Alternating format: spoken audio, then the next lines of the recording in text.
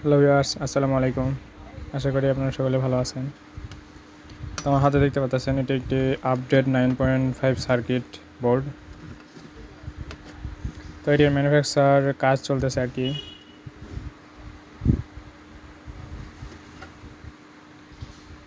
তো এখনও এগুলোতে হিটসিং বসাইতে হবে।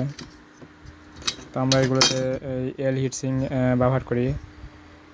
তো এটিতে আপনারা 800 ওয়াট পর্যন্ত আইপিএস তৈরি করতে পারবেন এই 9.5 সার্কিটটি দিয়ে। তো এই সার্কিট দিয়ে আমি আরেকটি মেশিন এখানে কমপ্লিট করে রাখছি। তো এটির লোড টেস্টের ভিডিও অবশ্যই আপনাদের মাঝে দিব। তো এটি মূলত 300 ওয়াটের একটি আইপিএস হবে।